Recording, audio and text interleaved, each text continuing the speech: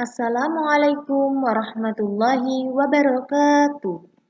Alhamdulillah berjumpa lagi dengan Ustazah dalam video pembelajaran tematik kelas 4. Bagaimana kabar kalian? Semoga semuanya dalam keadaan sehat walafiat. Sebelum kita mulai pembelajaran kita hari ini, mari kita berdoa kepada Allah. Mudah-mudahan Allah memberikan kita ilmu yang bermanfaat. Kita mulai dengan membaca basmalah.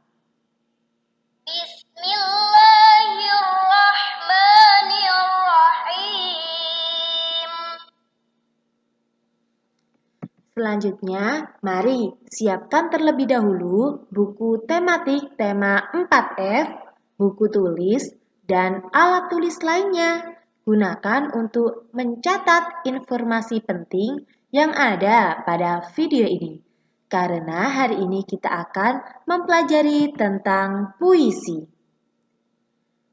Tentunya anak-anak sudah pernah kan mendengar atau bahkan membaca puisi. Pada video ini, submateri yang akan kita bahas adalah puisi. Yang kedua adalah jenis-jenis puisi. Yang ketiga, ciri-ciri puisi. Dan yang keempat adalah contoh puisi. Sudah siap belajar hari ini? Insya Allah siap. Apa itu puisi? Puisi adalah suatu bentuk karya sastra yang dituliskan dengan bahasa yang indah untuk menuangkan isi hati penulisnya. Jenis-jenis puisi ada dua, yaitu puisi lama dan puisi baru. Puisi lama adalah puisi yang dihasilkan sebelum abad ke-20. Maksud dari abad ke-20 adalah sebelum tahun 2000 dan terikat aturan baik dalam jumlah baris, suku kata, maupun rima. Contoh dari puisi lama yaitu pantun, syair, seloka, dan gurindam. Sedangkan puisi baru adalah puisi yang lebih bebas daripada puisi lama, baik dalam jumlah baris, suku kata, maupun rima. Selanjutnya, Ustazah akan menjelaskan ciri-ciri pantun. Pantun itu termasuk puisi lama ya. Ciri-ciri pantun yang pertama adalah setiap bait terdiri atas 4 baris. Baris 1 dan baris 2 sebagai sampiran. Sedangkan baris 3 dan 4 merupakan isi. Pantun memiliki rima ABAB atau AABB atau AAAA dalam setiap baitnya. Dan ciri yang kelima adalah setiap baris terdiri atas 8 sampai 12 suku kata. Untuk lebih jelasnya, mari kita lihat contoh dari pantun. Dengarkan baik-baik ya, Ustazah akan membacakan contoh pantun. Berakit-rakit ke hulu, berenang-renang ke tepian. Bersakit-sakit dahulu, bersenang-senang kemudian. Baris 1 dan baris 2 pada pantun yang pertama adalah sampiran. Sedangkan baris 3 dan baris keempat adalah isi dari pantun. Contoh berikutnya. Buah nanas, buah mengkudu, buah duku dimakan kutu. Jangan malas membaca buku, karena buku sumber ilmu. Baris pertama dan kedua pada pantun adalah sampiran. Sedangkan baris 3 dan 4 adalah isi.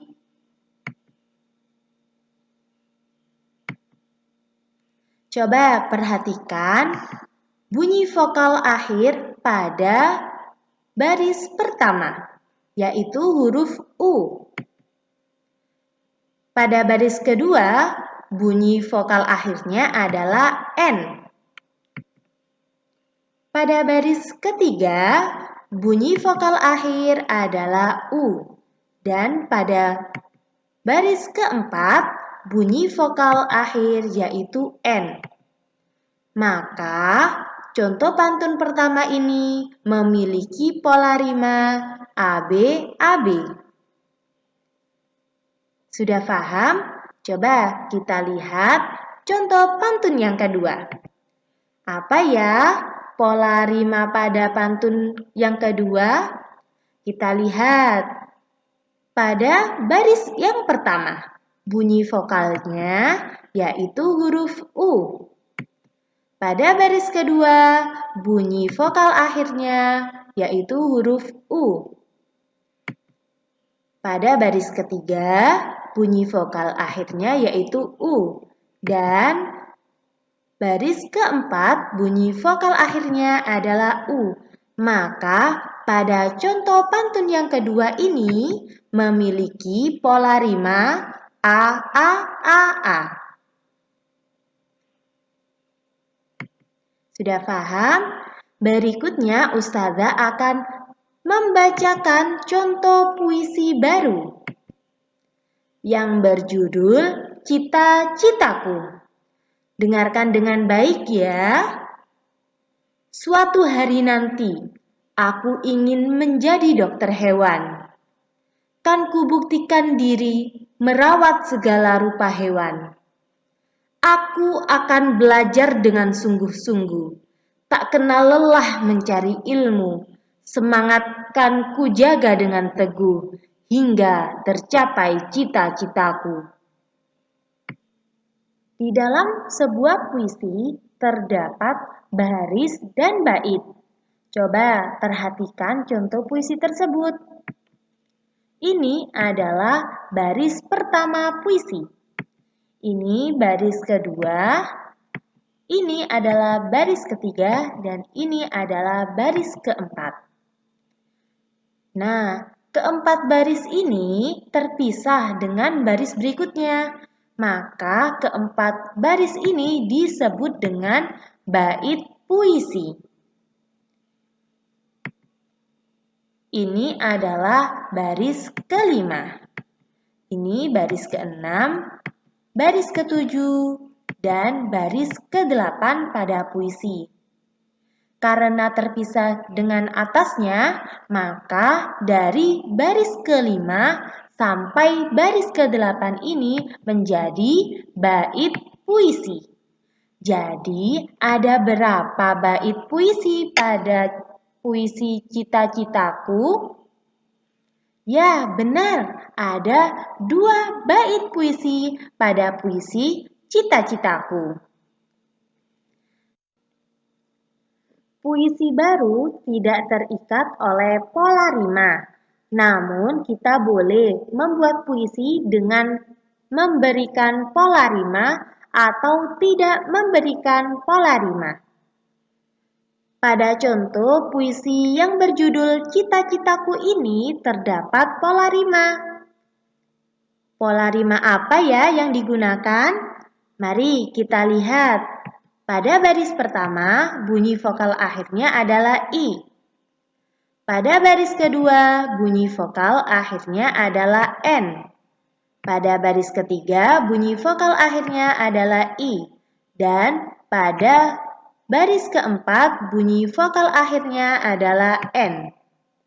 Maka pada bait pertama atau bait 1 ini memiliki pola rima AB-AB.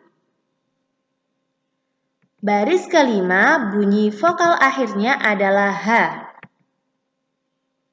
Pada baris ke-6, bunyi vokal akhirnya adalah U. Pada baris ke-7, bunyi vokal akhirnya adalah H. Dan pada baris ke-8, bunyi vokal akhirnya adalah U. Maka pada bait yang kedua ini memiliki pola rima AB-AB. puisi juga mengandung makna atau arti. Setelah kita baca puisi yang berjudul Cita-Citaku, kita bisa mengetahui bahwa makna puisi pada bait yang pertama adalah cita-cita menjadi dokter hewan nantinya memiliki tugas untuk merawat segala rupa hewan. Untuk bait yang kedua, makna puisinya yaitu agar cita-cita dapat tercapai, kita harus belajar dengan sungguh-sungguh, tidak lelah dan tetap semangat dalam mencari ilmu. Alhamdulillah, kita sudah mempelajari tentang puisi. Tugasnya yaitu pilih salah satu puisi di buku paket pada halaman 34. Kemudian, bacalah puisi tersebut dan kerjakan tugas pada link yang akan Ustazah berikan. Alhamdulillah, kita sudah mempelajari puisi, jenis-jenis puisi, ciri-ciri puisi, dan contoh-contoh puisi. Jazakumullah khairan sudah menyimak video ini dengan baik. Semoga Allah memberikan kemudahan dalam memahami materi hari ini. Nantikan video pembelajaran Ustazah berikutnya ya. Wassalamualaikum warahmatullahi wabarakatuh.